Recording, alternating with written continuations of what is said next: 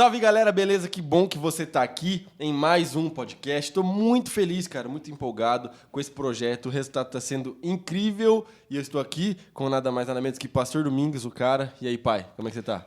E aí, Davi, tudo bem? Bem, graças a Deus. Beleza.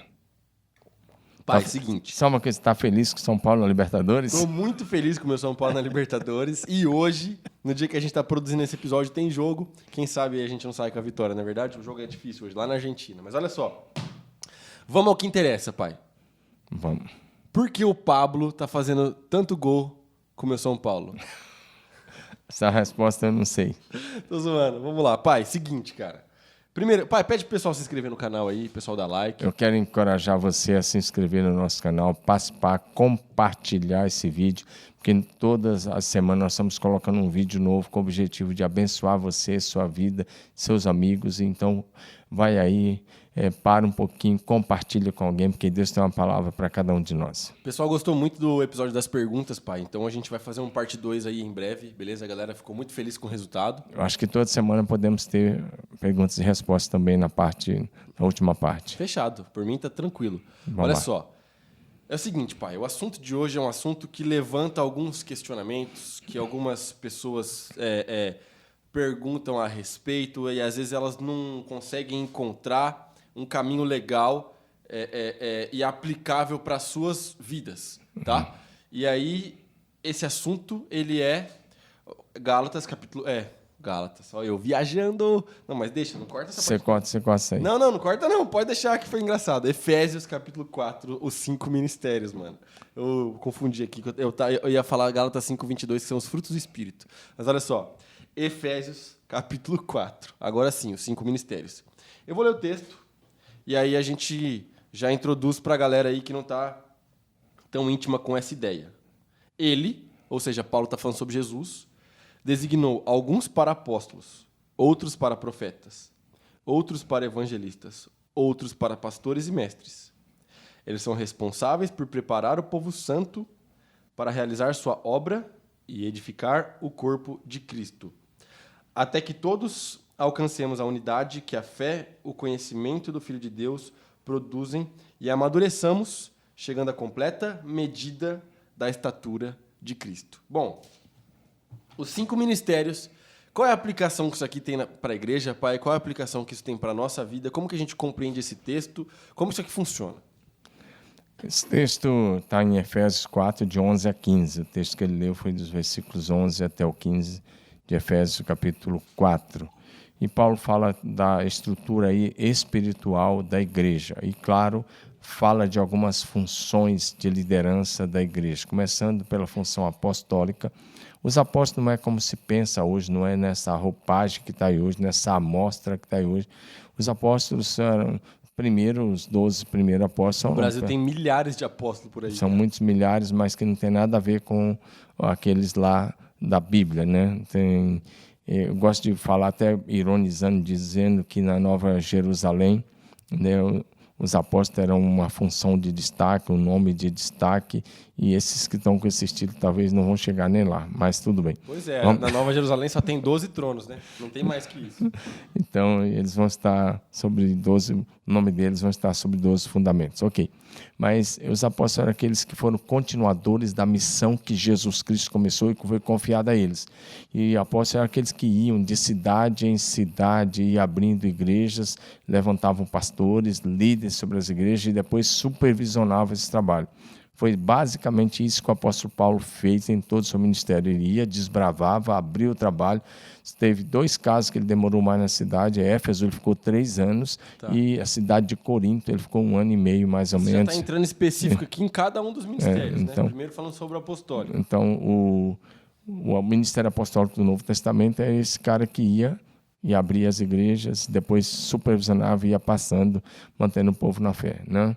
Aí vem o profeta. A palavra profética, eu gosto da ideia de que na igreja todos podem profetizar, no sentido de que todos podem pregar o evangelho, todos podem declarar a mensagem, ou pregar a mensagem de salvação, de fé em Cristo Jesus, e podem profetizar o futuro daqueles que se entregam a Jesus, que é uma vida de eternidade com Deus, e também o futuro daqueles que não se entregam a Jesus, que é a eternidade de perdição eterna. Então, certo.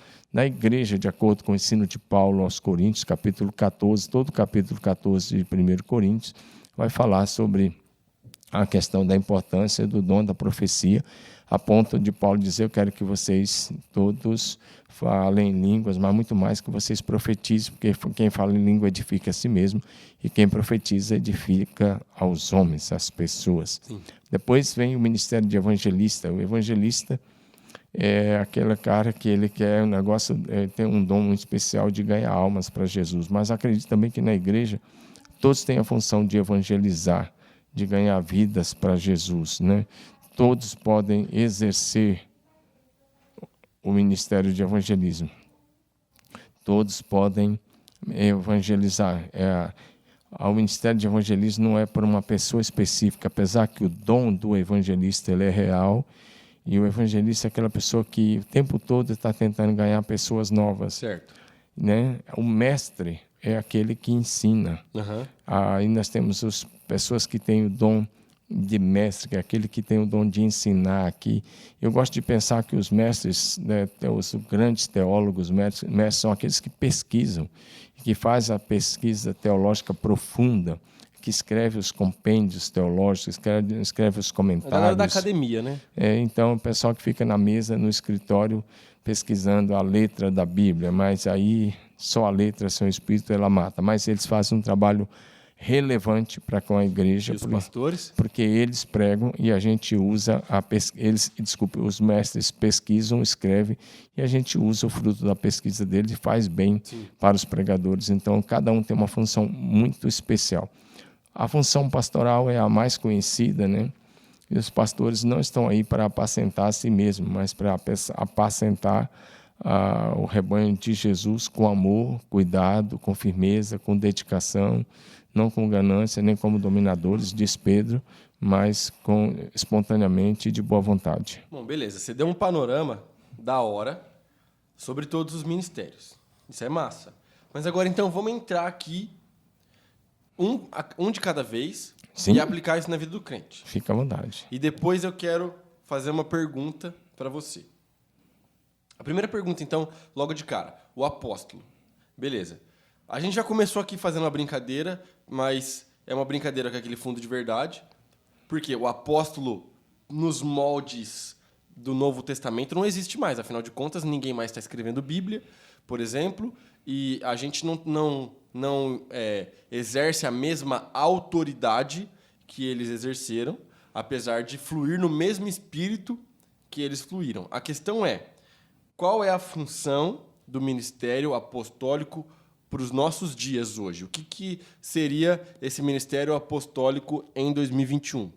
Primeiro, só esclarecendo um ponto, nem todos os apóstolos escreveram, né?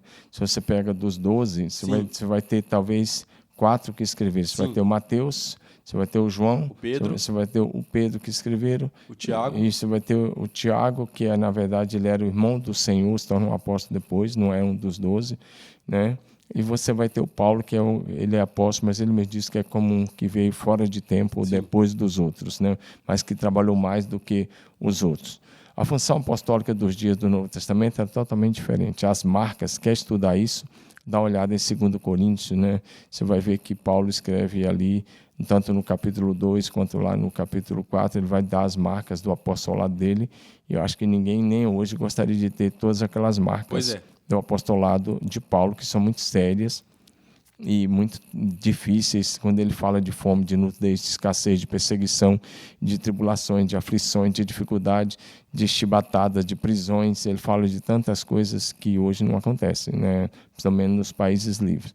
Agora, a relevância do ministério apostólico hoje, eu acredito que os dons continuam, e eu acredito que tem muita gente que tem a função apostólica na igreja. Com certeza. Só que você pode ter uma função, você só não precisa do título.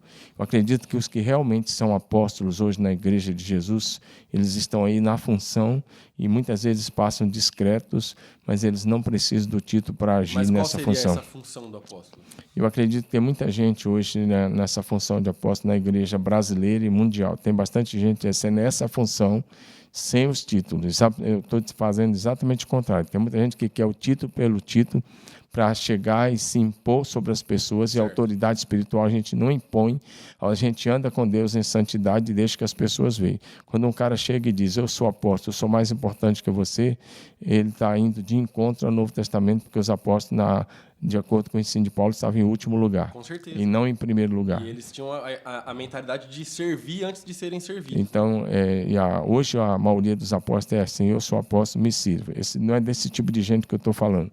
Mas eu estou falando de gente que está, eu não vou citar nomes, porque tem muita gente conhecida que está exercendo um papel apostólico, que dá direção para a igreja. Com certeza. Que planta muitas igrejas, que reparte o que recebe com o corpo de Cristo. Que é isso que eu queria que você falasse. Que treina pastores, que reparte com o corpo de Cristo o que recebe de Deus. O apostolado tem a ver com pioneirismo também. Tem a ver com, por exemplo, o cara que vai lá e abre uma igreja num lugar onde não tem uma igreja. O cara que vai lá e ele exerce uma função de cuidar de outros pastores, de pastorear pastores. Sim. Esse cara, ele está exercendo uma função apostólica. Sim. Vou dar um exemplo. A gente já falou sobre isso nos episódios anteriores. A gente tem 28 igrejas filhas? 28. 28 igrejas filhas, certo? Então, eu acredito 100% o pastor Domingos Jardim exerce e flui no dom apostólico que Deus o deu. A gente, além disso, já treinou milhares de pastores que já passaram aqui pela igreja, tanto pela imersão, e meu pai acompanha vários desses pastores todo mês. Então, o pastor Domingos exerce essa função apostólica. Mas aí que vem a questão, pai. Exercer a função apostólica e fluir no dom não exige, né, como você já falou, o título. Então, eu entendo que alguns caras que têm o título são gente boa e que os caras estão aí fazendo algo legal para Jesus e abençoando o povo, mas eu acho que eles poderiam abrir mão desse título porque, querendo ou não, rola uma paradinha de ego, do tipo assim, eu sou apóstolo, eu sou bispo, entendeu? E eu não me sinto na necessidade disso, sabe? Por exemplo, a gente vai chegar lá, mas eu, além de tudo... Da questão pastoral, eu tenho uma pegada dentro de mim muito forte de evangelizar e de evangelismo. Mas eu não quero que as pessoas me chamem de o evangelista Davi, tá entendendo? Eu só quero que, mano, as pessoas vejam eu fazendo o meu trabalho para Jesus, tá ligado? Então eu acho que a gente pode abrir mão desse título, principalmente por causa do apóstolo, que é uma coisa muito forte. Eu tenho certeza que alguém já quis te ungir apóstolo alguma vez. Deixa eu falar, já que ele citou a mim, quanto a mim, eu não sou apóstolo, eu só sou um servo servindo aos que servem. Eu acho que eu me defino como um servo entre os servos, servindo aos que servem, e acho que, quanto a mim, o título de escravo de Jesus Cristo para sempre está de bom tamanho.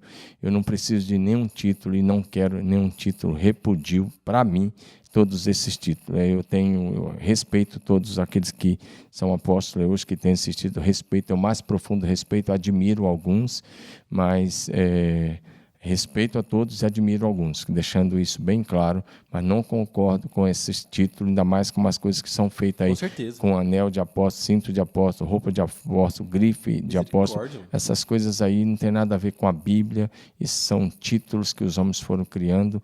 Olhando para a Bíblia, o apóstolo era exatamente alguém que servia, vou te dar um anelzão da hora. Que servia ao corpo de Cristo, e eu não vou usar. Então eu não uso essas coisas. Então, eu só quero dizer que eu conheço alguns aqui no Brasil, que eu poderia citar o nome, que tem feito. Se eu pegar, por exemplo, algumas pessoas, como vou citar o nome de uma denominação, como o pessoal que foi para a igreja lá de Santarém. O pessoal que foram para Santarém começaram lá no começo dos anos 80, do zero, e hoje tem mais de 500 igrejas na Bacia Amazônica. Sim. Isso é um ministério apostólico fantástico e grandioso, que abençoou o Brasil.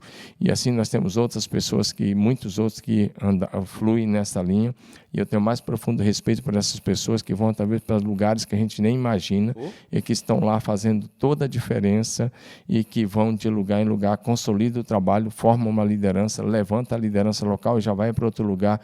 Essa é uma das funções apostólicas. E a outra coisa é essa coisa do treinamento dos pastores, do encorajamento dos pastores, da capacitação dos pastores, de dar ferramenta às pessoas. Então, nesse sentido, tem muita gente boa aqui no estado de São Paulo, no Brasil e entre as nações, fazendo um lindo e excelente ministério. E Se eu tirar o acho. Eu creio que os 5 ministérios que foi lido em Efésios 4:11 estão de pé hoje na igreja. Os 5. Com certeza. Isso aí, assim, isso eu não tenho dúvida que os 5 ministérios estão ativos e que, como o próprio texto diz, eles estão aí para edificar o corpo e para a expansão do reino. Mas, vamos para o segundo, porque aqui eu acho que a gente vai ter algum tipo de divergência ou opinião diferente, que é, segundo a ordem do texto, o ministério profético. O ministério profético, pastor Domingos. Então, vamos lá. Como funciona o ministério profético em 2021 para a nossa igreja? Bom, aí se eu for fazer isso, é uma coisa muito local, né? Mas se eu vou dizer para a igreja de Cristo, acho que eu vou ampliar um pouquinho mais. Bom, vamos só... Pode ser, vamos para a igreja do Senhor Jesus. Bom, vamos só pegar uma coisa. O ministério profético do Novo Testamento, boa parte das profecias, ou mais de 400 delas, apontavam para a primeira vinda do Senhor Jesus Cristo. Perfeito. E todas essas profecias se cumpriram na pessoa de Jesus. Isso era o ministério profético do Velho Testamento. Além do ministério profético do Velho Testamento, ele tinha não só essa função, ele tinha a função de, primeiro, manter o povo perto de Deus, corrigir o pecado, pregar o arrependimento, manter o povo sempre firme em Deus, né? Tanto é que a grande diferenciação do ministério profético hoje, da igreja cristã evangélica, está entre aspas aqui, a grande diferença é que a maioria dos que se dizem profeta hoje pregam só o que é bom, exatamente, ensinam só o que é bom, não corrige pecado, não chama o povo a arrependimento, age de qualquer forma. E aí eu faço uma pergunta para esses profetas. Por que os profetas da Bíblia, com poucas exceções, com raríssimas exceções, talvez ali de Samuel, Elias, Eliseu, e talvez um ou outro mais, mas provavelmente seja só esse mesmo, todos os outros perderam a cabeça? Pois é. Por que todos eles morreram? Por que João Batista perdeu a cabeça? Não foi porque eles ficaram profetizando prosperidade e o que é bom. Foi porque eles colocaram a mão no pecado. Segura essa manga, irmão. Sabe por quê? O profeta no Velho Testamento, ele tinha uma função que eu gosto demais de pensar a respeito disso, que era a função de denúncia. O profeta era um cara que Deus o impulsionava a chegar diante de um rei e denunciar o pecado do rei, independente da consequência que isso fosse trazer para a vida do profeta.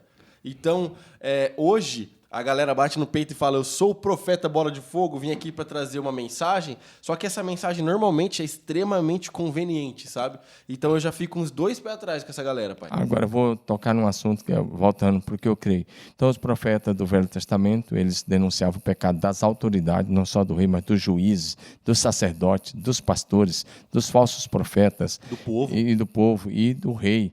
Por que João Batista perdeu a cabeça? Porque ele denunciou o pecado de Herodes. Sim. Herodes pegou a mulher do irmão dele, tomou a mulher do irmão dele.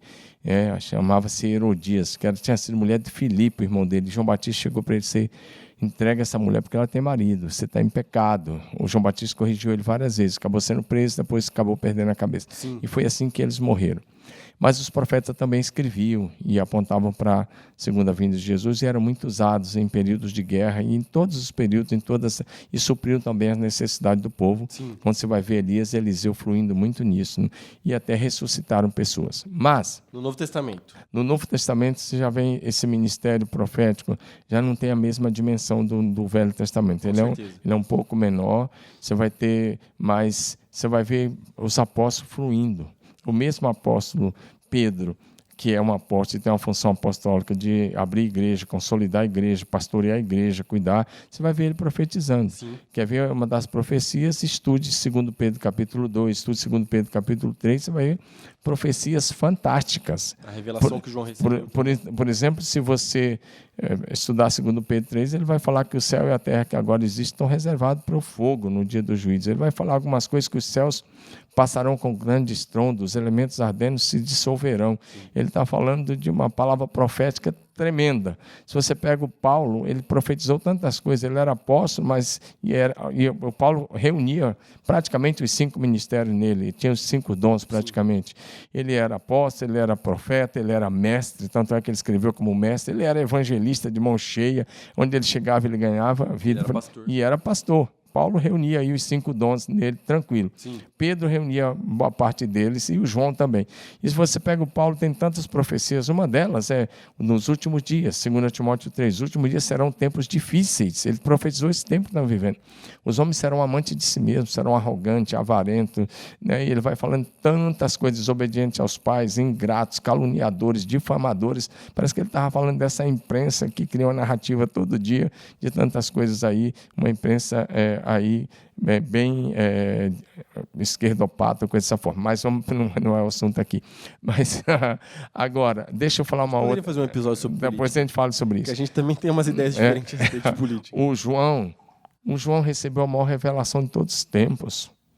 O João era apóstolo e pastorzão, cheio de amor, coração, amor puro. Com certeza. Mas, ao mesmo tempo, era profeta. Então, era natural os apóstolos fluírem nos dons. E eu gosto dessa ideia de que, dependendo da necessidade, você pode fluir nos mais diferentes dons, né? O João era outro. Se você pega a revelação do Apocalipse, meu Deus, você quer uma revelação como que essa? Você quer uma coisa mais profética? Provavelmente a maior revelação que um ser humano já recebeu. A maior revelação de todos os tempos e uma das maiores profecias de todos os tempos é a revelação do Apocalipse. Abrindo um parênteses.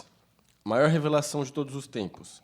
Apocalipse para João ou Gênesis 1 para Moisés? E aí, ó. Olha, essa foi boa, hein? Você gostou dessa, pastor Domingos? Fala sério. O cara que joga cada uma aqui, né? Você gostou dessa? A revelação para Moisés foi a revelação da eternidade passada e da criação do mundo, céus, terra, da criação do universo e também da revelação da criação do homem e do Éden. Isso aí é uma coisa muito linda que agora a gente fala sobre isso. Mas a revelação do Apocalipse é porque fala da segunda vinda de Jesus, da consumação de todas as coisas, daquilo que vai acontecer nesse tempo do fim. Eu acho que o Apocalipse é maior. Eu também acho. É bem mais interessante, principalmente para nós. Eu também acho. Agora, profeta desse tempo, eu vou direto ao ponto. Eu vejo que Deus está restaurando o ministério profético de uma forma diferente, não com um supernome, como temos no Velho Testamento, Elias, o maior profeta, Isaías, Jeremias, Ezequiel, Daniel, que fluiu muito nesses dons e outros. Não, eu vejo que agora, nesse final do tempo, eu vou dizer uma coisa aqui que parece arriscada, mas não é. Todos poderão profetizar nessa última geração da igreja.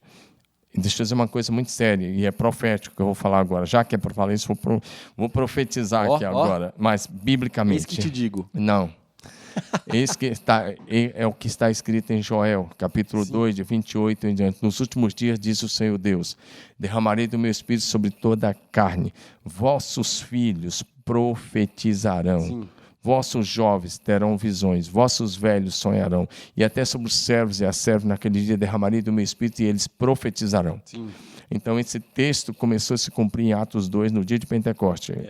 Se você estudar Atos 2, de 14 em diante, Pedro vai falar que isso que foi dito pelo profeta Joel. Mas o que é interessante, derramarei do meu espírito, ele diz, os filhos vão profetizar. Os jovens terão visões, os velhos sonharão, os servos e as servas profetizarão. Tá? Pode conferir isso em Joel 2, de 28 a 32, Atos 2, ali 14, 16, 17, 18, você vai ver isso aí. Você pode olhar isso aí no sermão de Pedro. Agora, o que vai acontecer nesses dias, nesse ministério profético? Que vai ser muito poderoso. Né? Nós não estamos vivendo esse tempo ainda, mas vai acontecer a qualquer momento, esse tempo começa. Eu creio num ministério profético tão grandioso para a última geração da igreja, para os dias finais da igreja na terra. Vai ser tão poderoso que eles vão ser como Moisés e como Elias. Por causa da profecia de Joel, você fala? Por causa da profecia de Joel. Uhum. Mas, os sinais. Deixa eu só dizer uma coisa. Porque quando você continua lendo Joel, e também essa repetição disso lá em Atos 2, ele diz assim, mostrarei sinais nos céus, na terra, né? Sim. Sangue, fogo, coluna de fumaça, o sol se converterá em trevas e a lua em sangue, antes que venha o grande e glorioso dia do Senhor. E todo aquele que invocar o nome do Senhor será salvo. Agora, o que é interessante... O texto de Joel, só que eu abri a citação de Pedro em Atos 2, né? Farei maravilhas em cima no céu e sinais embaixo na terra, sangue, fogo, nuvens de fumaça. O sol se escurecerá. e a lua se tornará vermelha como sangue, antes que chegue o grande e glorioso dia do Senhor. Mas todo aquele que invocar o nome do Senhor será salvo. Atos capítulo 2, eu li aqui a partir do versículo 19 até o versículo você 21. pegou a parte final que começou lá no 16, falando do derramamento do Espírito. Sim. Se você ler os 2 versos antes, vai falar do derramamento do Espírito. Sim. Sobre sobre os filhos, sobre os jovens, sobre as moças, sobre os rapazes. Então não vai ser um nome, um super profeta. Eu não acredito nisso. Vão ter 2 profetas lá nos últimos dias, as 2 oliveiras, lá de Apocalipse 11, as 2 testemunhas. Mas não é deles que eu estou falando agora. Estou falando de uma geração de profetas. Sim.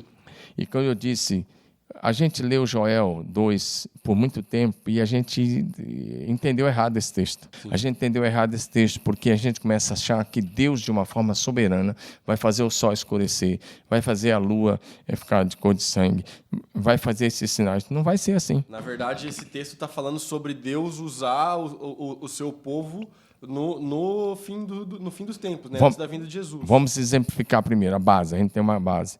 Moisés, no Egito. Ele chegou para o faraó e diz, Deus vai transformar essa água em sangue. Sim. E Deus, então, nascia no coração de Deus, era a iniciativa de Deus. Deus falava com o faraó, com Moisés. Moisés falava com o faraó. E Moisés dava a ordem e o sinal acontecia. As 10 pragas foram assim. Você pega desde a água se transformar em sangue. Cada uma delas foi Moisés que fez. Do tipo, vai vir saraiva. Quer ver o exemplo? Foi o poder de Deus através de Moisés. Né? Claro. Você pega 3 dias de escuridão, vai vir trevas. Mas lá no arraial dos filhos de Israel, a terra de Gósen, toda aquela terra, o sol brilhava para eles, mas teve escuridão para o Egito. Então, quem que liberou isso? Moisés. Isso também era profético, né? Totalmente profético. Tem muita interpretação. Tudo o que aconteceu lá serve de base para nós. É o que está em 1 Coríntios 10. Tudo é para fazer de exemplo e inspiração para nós. Então, se você pega, Moisés fez isso, Samuel, quando ele entrega o ministério e ele chama o rei e a liderança, e ele diz, eu vou mostrar para vocês que vocês cometeram um grande erro. Ele fala, não é verão agora? É verão, não chove em Israel no verão. Ele diz, vai chover. Ele faz uma oração simples, o céu se enegrece e a chuva cai torrencialmente. Sim. Elias não suspendeu a chuva por 3 anos e meio. Sim. Né? Lá 200 anos depois de Samuel, o Elias suspende a chuva. Se você pega... depois ele ora, a chuva vem, ele ora e o fogo do céu cai. Então, você tem N exemplos no Velho Testamento. Josué orou e o sol parou. Uhum. Todos são exemplos. É isso que vai acontecer nesse tempo do fim. É isso que vai acontecer com essa geração de profetas, como eu acredito. Eu estou com a mensagem pronta para pregar para a igreja sobre isso, do que como os jovens poderão, como a nova geração pode ser usada nas mãos do Espírito Santo para operar sinais e maravilhas. Vamos imaginar, já vão entrar aí no dom do evangelista. O cara está evangelizando na universidade, vamos pegar uma universidade de Marília ou daí da sua cidade, está evangelizando. E os caras estão todos zombando de você. E você pega, você está zombando? Tá bom. Então... Está vendo essa água aqui? Vai virar sangue. E ele simplesmente estende a mão e vai virar sangue. Ou então ele dá uma direção e fala, olha, vai acontecer isso. E acontece. Vai acontecer, vai ser assim nesse dia. Deus vai empoderar a igreja para mostrar sinais e maravilhas no céu e na terra. Está aí no texto. Então não tem como a gente olhar que o sol vai se tornar em treva, a lua em sangue. Deus vai fazer isso. Não, os jovens profetas, a nova geração da igreja vai fluir no ministério profético com autoridade espiritual e essa nova geração vai realizar os sinais diante dos olhos, inclusive dos incrédulos. Sim. E diante da igreja. É por isso que eu gosto de pensar a respeito do fim dos tempos e de escatologia de uma maneira mais esperançosa, né? Esses dias alguém falou para mim no Instagram, naquela caixinha de perguntas assim, Davi, eu tenho muito medo em pensar a respeito da volta de Cristo, eu tenho muito medo em pensar a respeito do tempo do fim, mas eu não gosto que as pessoas pensem com medo, mas eu gostaria que as pessoas pensassem, na verdade, com esperança. Por quê? Porque a igreja sempre vai terminar vencendo, a igreja termina vencendo, e esse derramamento de poder e de sinais, ele vai acontecer. A gente não sabe quando, mas a gente sabe que ele vai acontecer porque ele foi profetizado. Mas o que eu gostaria de falar, entrando tanto na questão do ministério profético, quanto também na questão do evangelismo, é o quê? Eu concordo com você e tenho esperança a respeito disso, mas eu também penso que a gente pode trazer uma ideia, digamos assim, mais simples, mais cotidiana, que eu acho que é muito funcional para a igreja, que é o quê? Como a gente já falou, os ministérios eles estão aqui para edificar o corpo. Jesus nos deu para edificar o corpo. Então, por exemplo, o ministério profético hoje, ele não é aquela parada grandiosa do Velho Testamento, mas ele pode acontecer de uma maneira simples. Por exemplo, como eu já vi a minha esposa fazer. Uma vez eu estava numa loja no shopping. E aí a gente foi comprar algo e eu entrei no provador. E aí eu escutei a voz da minha esposa e escutei uma moça chorando. Eu falei assim, aconteceu alguma coisa. E eu saí do provador rapidão. E quando eu saí, a Jamila estava abraçada com a menina no meio da loja. A menina estava chorando e a Jamila tinha falado algo para ela. Depois eu perguntei para a Jamila o que aconteceu. Deus deu uma palavra de conhecimento para minha esposa a respeito da vida daquela vendedora. E a Jamila pegou e falou, olha, Deus manda eu te dizer isso, isso e isso. E pregou o evangelho para aquela moça e domingo aquela moça veio na igreja. Então, é uma coisa que foi profético pra caramba. Foi a Jamila sendo usada por Deus porque ela nunca tinha visto aquela vendedora, não conhecia, mas é algo que parece simples. Uma palavra de conhecimento.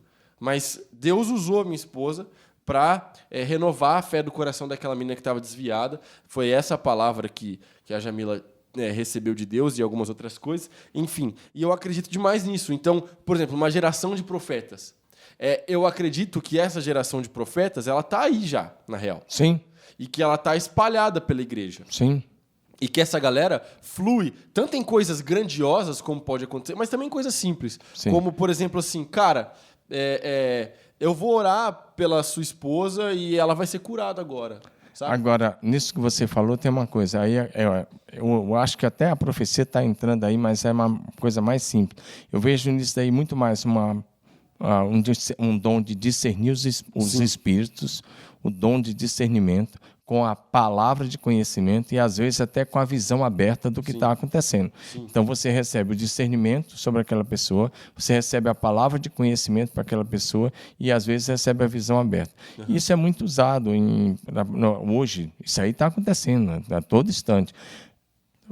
As pessoas que dependem do Espírito Santo, que têm vida com Deus e têm comunhão e intimidade com Deus, isso foi, por exemplo, usado muito no Japão recentemente pelos meninos que estavam daqui do Brasil, estavam lá plantando igrejas japonesas, chegam nas lojas 24 horas 7-Eleven, essas lojas de conveniência, e você olha para alguém no caixa, alguém está lá e pergunta a Deus, Deus dá uma palavra de conhecimento para alguém que você nunca viu, e você chega, você está com esse problema na sua casa, você está com essa situação, não pode sair arriscando, tem que ter convicção. Não, isso aconteceu com a galera do Ministério Multi aqui, na verdade.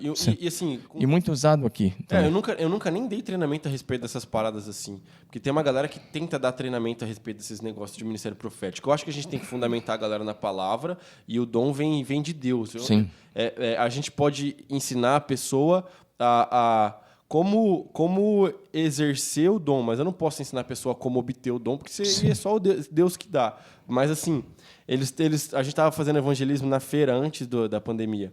E aí os meninos deram uma palavra de conhecimento para um senhor que estava lá, e foi muito da hora, assim. E eu nunca tinha falado nada a respeito disso com esses dois meninos, mas eles simplesmente chegaram, abordaram o cara, deram uma palavra e falaram, olha, Deus está falando isso para você.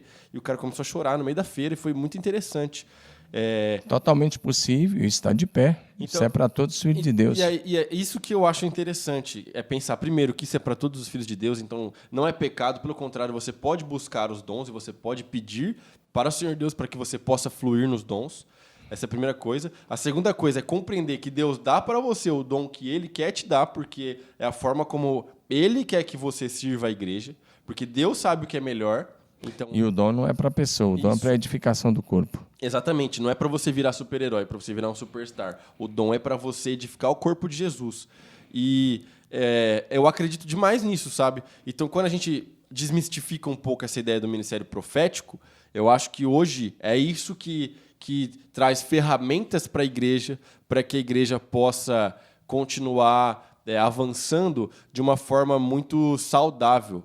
Porque aí vem a minha crítica ao ministério profético hoje, que é uma parada que, infelizmente, e eu sou uma pessoa que acredita nos dons, como a gente já está falando sobre isso, mas, infelizmente, isso foi banalizado, infelizmente, isso foi diminuído, e aí a galera usa isso de qualquer jeito, de qualquer forma, e isso virou até às vezes, motivo de graça e de chacota, sabe? Por causa de um exagero que aconteceu dentro do movimento pentecostal, e eu amo o movimento pentecostal, mas a galera séria, não a galera que usa isso como brincadeira, mas e aí acabou descaracterizando um pouco, entendeu? Então, quando às vezes a gente traz uma palavra de conhecimento, como já aconteceu com você, já aconteceu comigo, já aconteceu com a minha esposa, já aconteceu com um monte de gente na nossa igreja, aí às vezes a galera fala assim, ô louco, Davi, e aí você está virando pentecostal, tal. Cara, isso já aconteceu comigo tantas vezes, de tantas formas diferentes, mas não é que eu estou virando pentecostal, gente, eu sou pentecostal, só que eu não sou um pentecostal nos moldes do meme da internet, eu sou pentecostal nos moldes da palavra de Deus, assim como meu pai. Então a gente precisa compreender isso, que eu acho que isso traz uma fé mais madura. Seguindo para o próximo, que senão a gente pode fazer um episódio só sobre o ministério profético, porque a gente nem chegou nas partes que a gente não concorda aqui. Mas seguindo para o próximo, então, a gente vai falar sobre o evangelista, ministério evangelístico. Deixa eu só dar um toque dessa parte do que eu não concordo, só de ponta, mas sem entrar na discussão. O problema do ministério profético, esse tipo de coisa, desse pentecostalismo barato, é quando as pessoas usam isso para não manipular as outras pessoas, para manter você preso, para você dar dinheiro para elas. Isso é diabólico, isso é espírito de maligno, de mentira e de manipulação. Isso nada tem a ver com a verdade. O profeta é aquele que você vê no Velho Testamento, no Novo Testamento, chamando o povo para Deus, mantendo o povo em arrependimento, em fé, em santidade, na presença de Deus. E cada vez que a gente prega o evangelho da verdade, nós estamos profetizando. Isso todos podem fazer e todos também podem fluir nessa área de discernimento, palavra de conhecimento e fé, e ajudar as pessoas a se fortalecerem no Senhor. Nisso aí a gente concorda 100% e os dons estão de pé. E o que eu estava falando sobre a nova geração que já está aí e que a qualquer momento isso vai explodir. Quando é que essa geração que vai poder fazer sinais até no sol, na lua, em tudo? Quando é que essa geração vai fluir? Essa geração é um pouco antes da segunda vinda de Jesus. Antes da segunda vinda de Jesus, não pense que é só o diabo que está fazendo um avivamento satânico. Não, o Espírito Santo está sendo derramado sobre toda a terra, sobre todas as etnias, e Deus vai levantar gente de toda a terra no ministério profético como nunca foi visto na história da humanidade. Erga os seus olhos e veja aquilo que Deus está fazendo na igreja, porque olhar para o mal e para o problema é muito fácil, porque nós estamos num mundo caído ainda. Mas erga os seus olhos e veja o que Deus está fazendo e você vai ver Deus operando. Você vai ver a igreja agindo. Nós não cremos na teologia de catástrofe, nós temos na teologia vitoriosa. Vitoriosa, completamente. E é muito interessante porque isso que você falou, pai, a galera, infelizmente, instrumentaliza a fé para manipular as pessoas por causa de dinheiro, por causa de fama, por causa de poder, e usa do ministério profético de uma forma absurdamente carnal e diabólica para destruir a fé das pessoas, sabe? E a gente é completamente contra isso. É muito interessante, já que a gente falou sobre isso, só abrir um parênteses, tem tem um filme antigo até, tem uns 10 anos esse filme, chama O Livro de Eli. Eu gosto desse filme. É um filme de ação bom com o Denzel Washington, mas o filme tem uma mensagem e eu acho que esse filme é subestimado. Eu acho que esse filme é melhor do que a galera normalmente costuma comentar. Por quê? O filme é antigo, então eu vou ter que dar spoiler aqui, galera. Desculpa. Bom, o filme é antigo, galera, então eu vou ter que dar spoiler, mas como esse filme já tem uns 10 anos, me perdoa. Mas é o seguinte, é um mundo pós-apocalíptico, por causa provavelmente de uma guerra nuclear, alguma coisa assim. Eles não explicam ao certo no filme, nem precisa explicar. E o filme é de ação, tem muita luta, muita coisa legal. Porém, o vilão do filme criou uma cidade nesse mundo pós-apocalíptico e ele reúne livros. E o livro que ele mais busca, por isso que é o livro de Eli, o livro que ele mais busca é a Bíblia. Porque ele fala assim, ó, no filme, com esse livro eu posso controlar as pessoas, o poder desse livro é algo imensurável, eu posso manipular as pessoas. Esse filme, cara, tá fazendo uma denúncia àqueles que usam a fé para controlar a mente das pessoas, cara. Na verdade, a fé não foi instituída por Deus para um controle da sociedade, da mente das pessoas, para manipular as massas, como você vê muita gente fazendo na televisão brasileira e na internet. A fé foi feita para libertar as mentes das pessoas. Conhecereis a verdade, que é Jesus Cristo. A verdade é uma pessoa, a verdade não é uma narrativa, a verdade não é ideologia. Conhecereis a verdade, que é a pessoa de Jesus, e a verdade te liberta da escravidão do pecado, te liberta da morte eterna, e te traz para o reino de luz do Senhor Deus. Amém, mano? Então fica com essa parada aí. Mas vamos caminhar para o final aqui. O ministério evangelístico. Mano, a gente não falou sobre os pastores, nem sobre os mestres ainda. E a gente já está com quanto tempo de gravina aqui? Quanto tempo a gente está de gravação? 40 minutos? Vamos falar sobre... tem uns cortes aí, né? Vamos falar sobre os evangelistas. Sim. Vamos acabar, a gente zera, a gente consegue zerar. Vamos enxugar. Vamos lá. Olha só. Os evangelistas. Eu gosto dessa parada, porque meu pai fala muito, e eu tenho mesmo essa ideia, essa mente de mestre, gosto de ensinar as pessoas e gosto de trazer aquilo que é difícil numa linguagem mais fácil para que todo mundo possa entender. Mas eu também gosto muito de evangelizar. E gosto muito de implantar na mente das pessoas a ideia evangelística. E sabe por quê? Porque a nossa igreja é uma igreja muito evangelística. A gente sempre foi assim, porque o melhor lugar do mundo para você evangelizar alguém se chama grupo pequeno, célula, igreja na casa. Para mim, é isso. Então, no evangelista, bem rapidinho, nós tivemos grandes evangelistas, começando lá com o apóstolo Paulo e muitos evangelistas na história da igreja.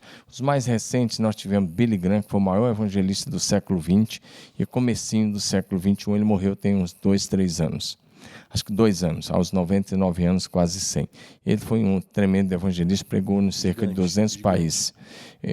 Talvez, depois do apóstolo Paulo, com certeza, o maior evangelista de massa que nós temos na história da igreja foi Billy Graham. O segundo maior evangelista de massa dos tempos modernos chamava-se Reinhard Bonnke, um alemão que, olha aí o ministério profético, quando ele tinha 10 anos, frequentando uma igreja na Alemanha, alguém se levantou e disse: esse garoto vai ser levantado para levar pão para a África.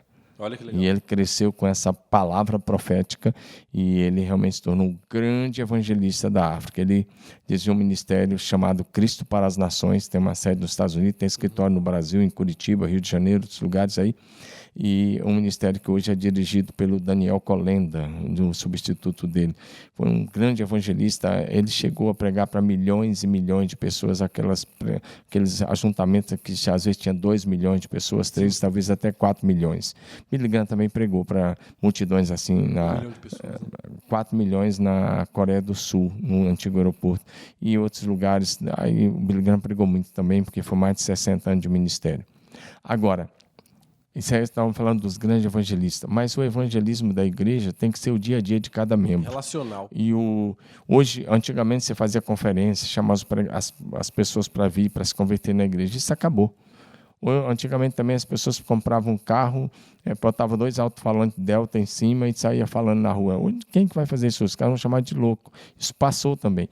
E os grandes evangelistas também passaram. Por isso que essa nova geração, que é a geração de Joel 2, todos podem profetizar, todos podem pregar o evangelho, todos podem dirigir um pequeno grupo de família, todos podem dirigir uma célula, todos podem abrir uma casa, hospedar uma célula, todos podem usar a sua casa para ser um lugar de evangelismo, de ganhar vida para Jesus cuidar bem dela. Então hoje o evangelismo, a meu ver, o melhor lugar é nas casas através das células. E o evangelismo, na verdade, todos devem evangelizar. E é isso que é interessante. Jesus ordenou que todo mundo evangelizasse. Então, todo mundo necessariamente precisa pregar o evangelho, sabe?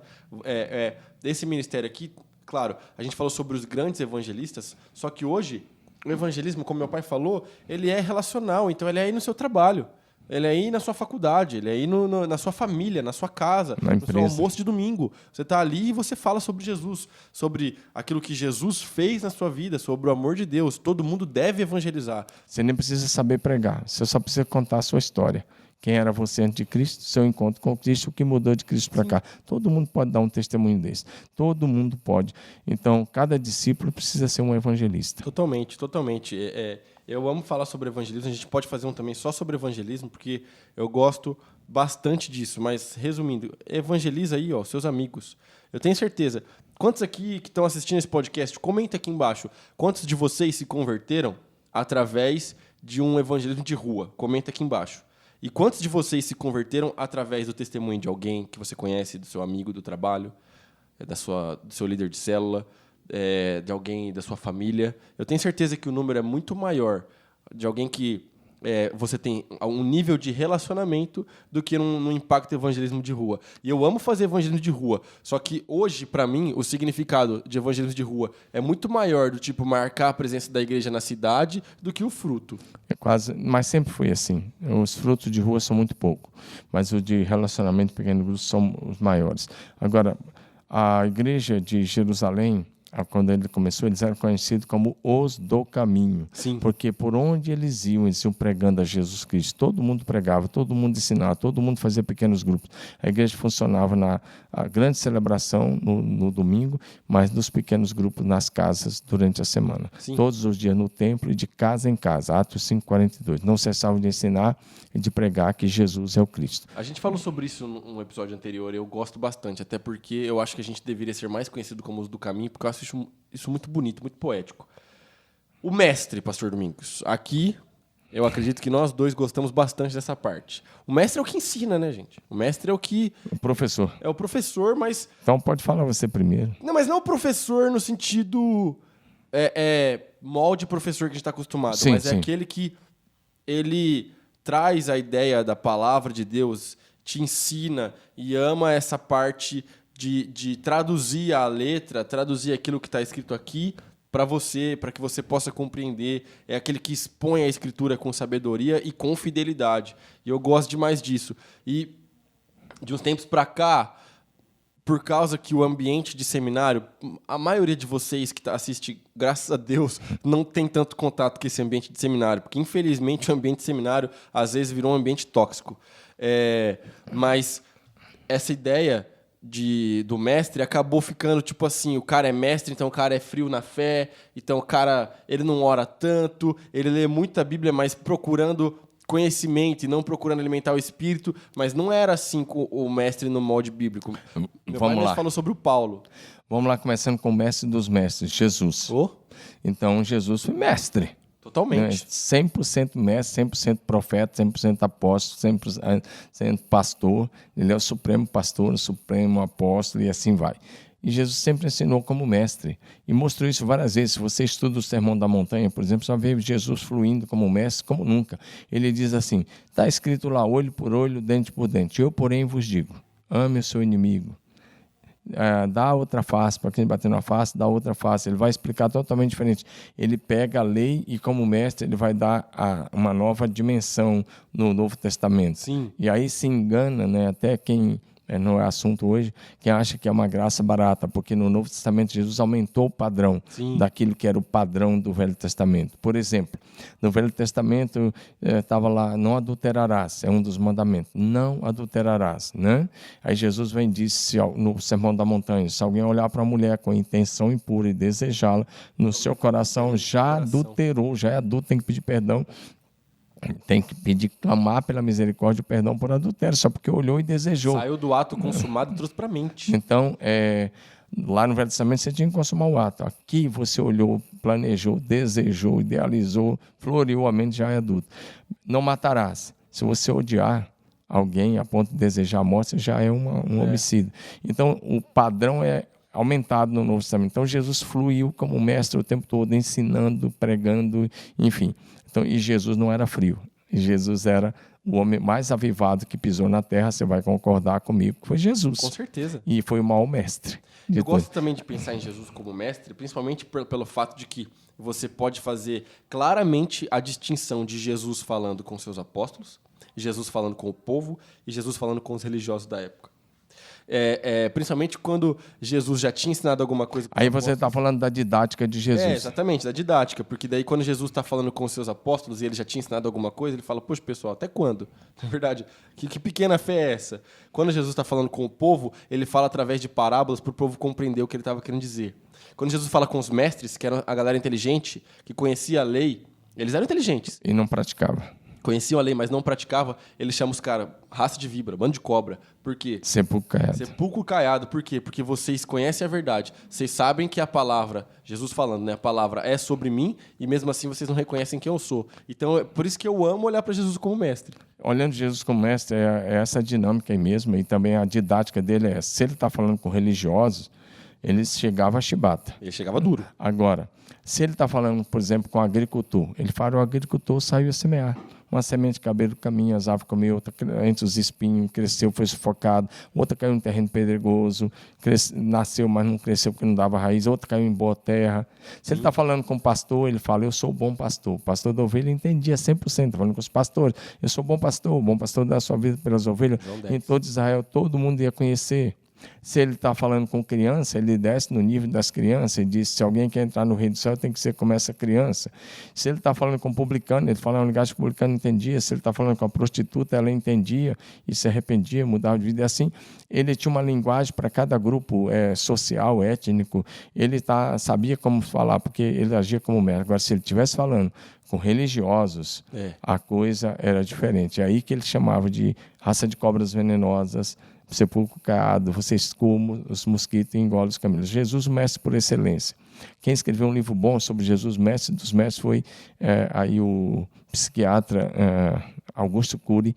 Vale a pena ler um livro dele sobre o mestre dos mestres, aí, que eu acho que é interessante. Já fica aí a indicação aí do livro do Augusto Cury, muito interessante. Paulo fluía no dom de mestre, mas Jesus fluía também, Jesus fluía, claro, nos 5 ministérios. Jesus como profeta, então, estude as profecias dele sobre o fim do tempo, por exemplo, Mateus 24, 25, Lucas 21, Sim. E todas as profecias de Jesus. E o Paulo, também um mestre por excelência, também um mestre fantástico, claro. Praticamente metade do Novo Testamento. 13 cartas, com certeza, do Novo Testamento foi escrito de Paulo, então mostra quanto que ele era mestre na palavra e quanto que o Senhor Jesus usou Paulo como mestre para os gentios, especificamente para a igreja gentílica. Sim, é isso. E é interessante pensar, porque Jesus fluía em todos os ministérios, porque, por exemplo, quando você pega a didática de Jesus para o ensino, você também está pegando a maneira que Jesus pregava o evangelho, ou seja, a maneira que Jesus evangelizava, porque a maneira que ele comunicava a mensagem. Ele se fazia compreender para as pessoas sem negociar a verdade da palavra. E é isso que a gente tem que imitar em Jesus. Quando você prega o evangelho, por exemplo, como a gente já fez, pregar o evangelho através dos esportes.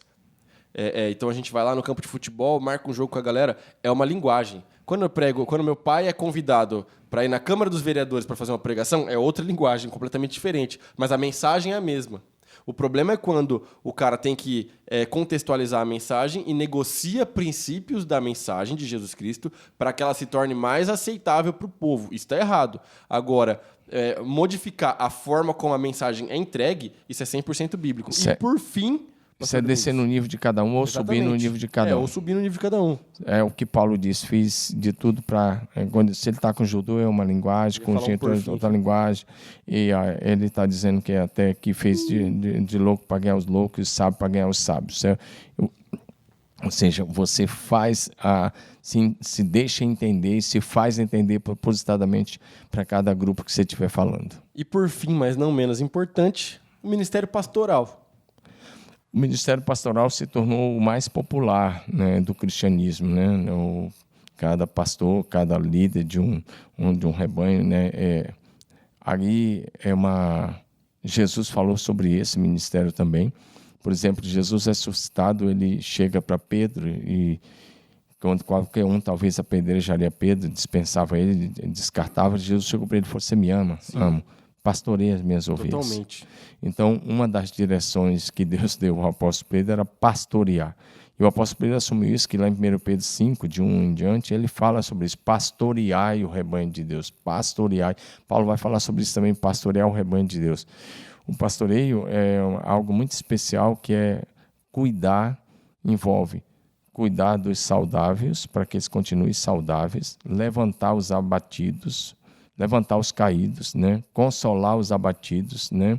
Direcionar a igreja do Senhor, edificar a igreja, Sim. Capacitar os salvos para que os salvos desenvolvam o evangelismo e todas as outras áreas do ministério. Então, é um ministério completo que vai desde cuidar, consolar, confortar, orientar, direcionar, exortar, corrigir, mas também edificar e no sentido de treinar, capacitar para que os salvos possam fazer a obra que está aí na nossa mão para fazer. É isso, sabe? E nem tem muito mais o que falar a respeito do Ministério Pastoral, que ele já é o mais conhecido de todos. Mas aí a questão que eu gostaria de trazer para a conclusão é o quê? Esses 5 ministérios, eles se estendem para a igreja inteira. E todo mundo pode fluir em um desses 5 Não precisa ter o título. Não precisa ter o título, mas isso não necessariamente, entenda que eu vou falar agora, tem sabedoria, não necessariamente reduz a multiforme sabedoria de Deus na maneira como a igreja acontece. Não significa que todo mundo está dentro disso aqui 100% fechado, então ou o cara é só pastor, ou o cara é só apóstolo, ou o cara é... Não, a gente pode fluir entre os ministérios, a gente pode andar entre um e outro, e assim a gente vai... a igreja vai acontecendo, a igreja vai fluindo, e isso aqui não está preso simplesmente ao exercer essas funções da forma como a gente falou. Por exemplo, uma música pode ser profética. Sim. Uma música pode ensinar. Né? Por exemplo, eu sei os livros de cor da Bíblia porque eu sei uma música que eu aprendi quando eu era criança. Então, o louvor a Deus, a adoração, pode ser algo que seja profético, pode ser algo que seja uma parada de ensino, pode ser uma música, pode ser evangelística demais. Sim. Sim. Entendeu? Então, a aplicação desses 5 ministérios é algo assim surreal que a gente nem teria tempo para falar aqui, porque a gente tem 2000 anos de igreja fluindo nisso e em tantas outras coisas que Deus nos deu. É isso aí, concordo 100% com isso aí. Os ministérios estão disponíveis, você não precisa de um título, você pode exercer o ministério, principalmente o pastoral, você pode exercer cuidando de vidas, aonde Deus te colocar, desde um pequeno grupo até de uma igreja. E aí o Senhor é quem vai conduzindo a igreja, a gente se coloca nas mãos dele e ele conduz a igreja. Mas temos que lembrar que todos os ministérios visam a edificação dos salvos para que os salvos desenvolvam o ministério.